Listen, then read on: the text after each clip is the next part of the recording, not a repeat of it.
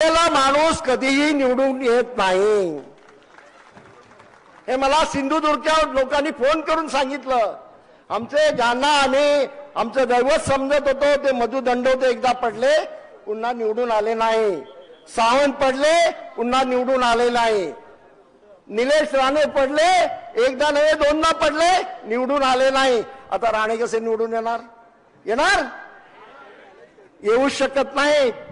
तेव्हा आपल्याला विनायक राऊतांना निवडून आणायचंच आहे, पण या वेळेला अशा रीतीने निवडून आणायचं आहे की समोरच्या माणसाला पूर्णपणे घरात बसवायसाठी त्याचं डिपॉझिट जप्त करायचं आहे।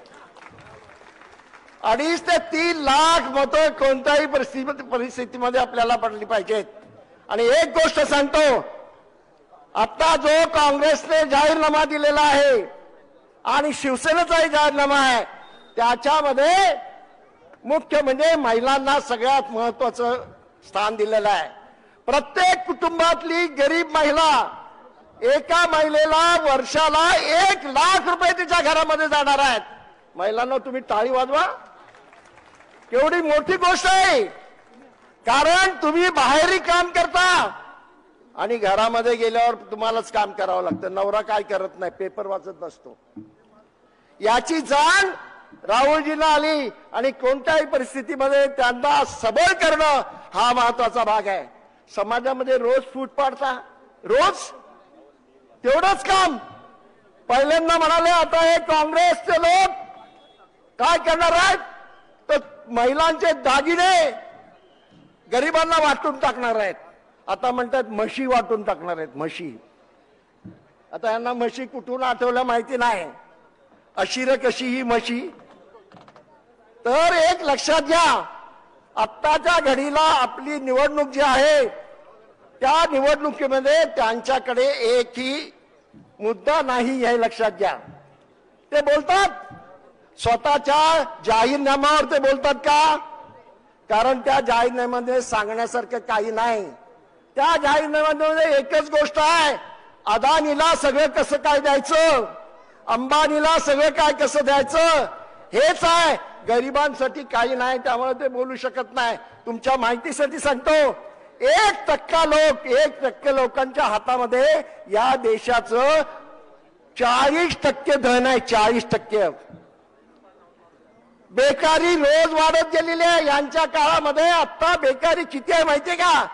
4 कोटी लोक बेकार आहेत। आपण आपलं सत्ता आल्यानंतर राहुलजी एक गोष्ट करणार आहेत, जे जे डिप्लोमा होल्डर असतील, जे जे ग्रॅज्युएट असतील त्यांना अप्रेंटिसशिप देऊन त्यांना कामाला लावणार आहेत, त्यांना नोकऱ्या देणार आहेत। त्यांना पाठवलं पाहिजे ना। त्यांना जर पाठवायचं असेल तर घराघरामध्ये जा। त्यांच्याकडे मुद्दे काही नाहीत, कोकणामध्ये सांगण्यासारखं काही नाही। काय कोकणामध्ये हिंदू मुसलमान, आदित्यजी कोकणामध्ये हिंदू मुसलमान प्रश्नच नाही।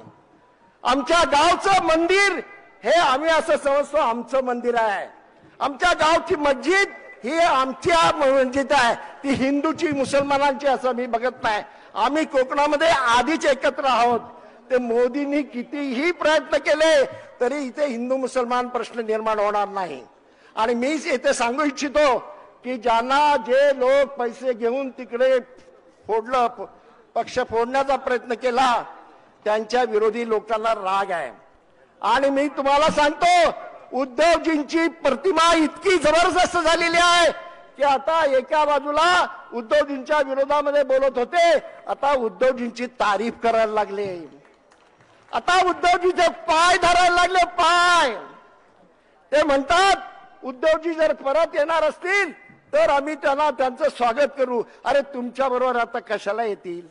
त्यांनी पाहिलंय तुमची वृत्ती, त्याने संपलंय। आता तुमच्या बरोबर येण्याचा प्रश्न नाही।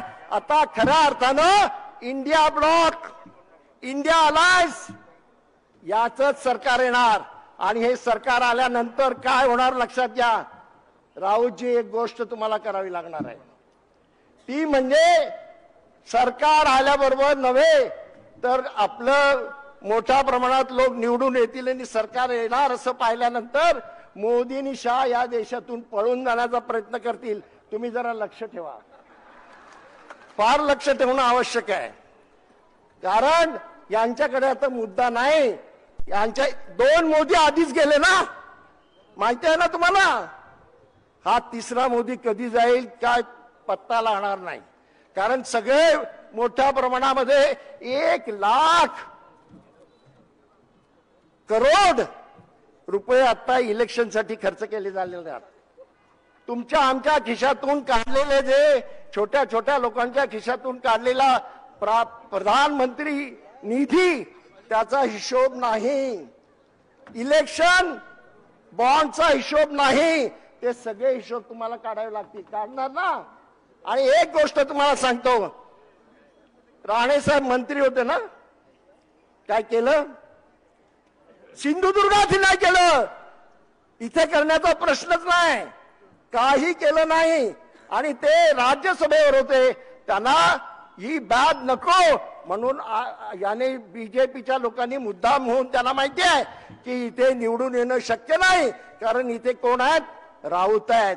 तुम्हाला एक छोटी गोष्ट सांगतो. एकदा मी ते दिल्लीतून येत होतो आणि मला माझ्या बाजूला ते होते. मी म्हटलं काय कसं काय काय करणार आहात? नाही म्हटलं, मी याला उतरलो एअरपोर्टला की मी लगेच ट्रेन पकडून कोकणात जाणार आहे. गावागावात हा खासदार गेला, गावागावात. कुणी जात नाही, लक्षात घ्या. आणि हा खासदार आपला आहे, आपल्या घरचा माणूस आहे, आपल्या कुटुंबातला आहे, त्याला विसरायचं नाही. आणि मशाल लक्षात घ्या, उद्धवजींनी मशाल का घेतली? उद्धवजींनी मशाल अशासाठी घेतली कारण महाराष्ट्रामध्ये काळोख निर्माण झालेला आहे. प्रकाशासाठी मशाल आलेली आहे. आणि ही मशाल लक्षात ठेवा. लोकांना सांगा तीर कामता नाही, मशाल आहे. आणि मशालीचं बटन दाबायचं आहे आणि त्यांना निवडून द्यायचं आहे. जय हिंद, जय भारत, जय भीम. या निवडणुकीचे उमेदवार आदरणीय विनायक राऊत साहेब यांना मी विनंती करतो की त्यांनी आपलं मनोगत व्यक्त करावं.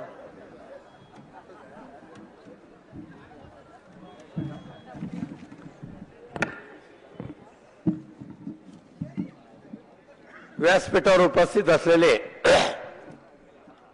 शिवसेनेचे नेते, युवा सेनेचे अध्यक्ष, माजी मंत्री